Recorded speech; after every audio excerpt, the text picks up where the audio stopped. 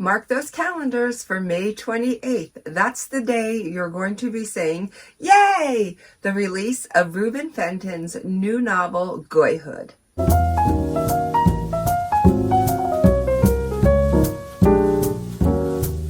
I was settling in for a short spring sleep. It was bedtime, time to go night-night.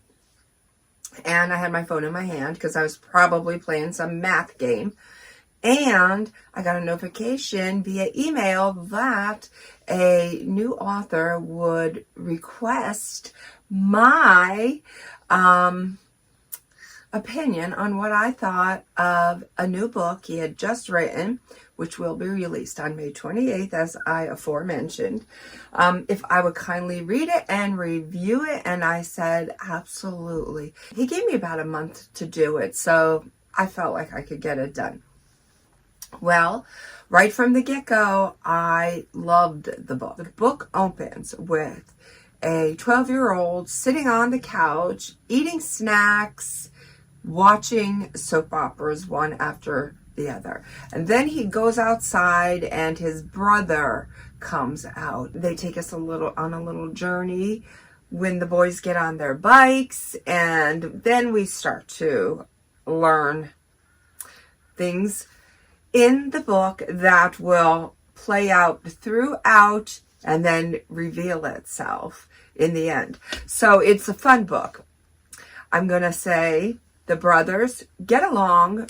They're twin brothers, Marty and David. They get along as much as brothers get along at that point in time, or at that age, typically. So they kind of hang out with each other. Their mother is a single parent raising the boys, and let's just say she likes to keep certain company.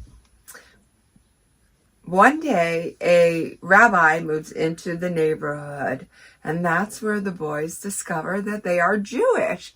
Yes, they are in fact Jewish. As the boys get older, they part ways. One goes off and marries a Jewish girl. The other, he does some shadier stuff. The other boy, David, is not walking the straight and narrow, which I found that to be an interesting concept of the book. It's Marty who's drawn towards his faith, while David is off living his life on the wrong side of the tracks. The two boys grow up, part ways, falling out sort of thing, and they just go about living their lives. Today, when their mother unexpectedly passes away, it's discovered that they are not, in fact, Jewish.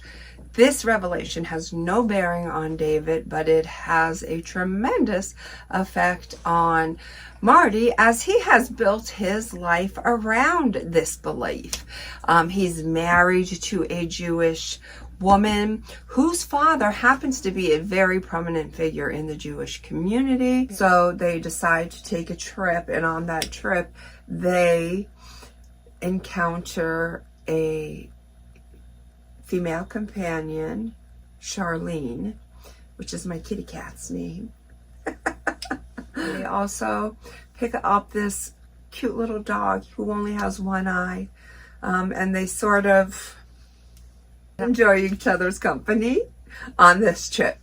Okay, so what did I think about this book? I'm giving it 5 stars.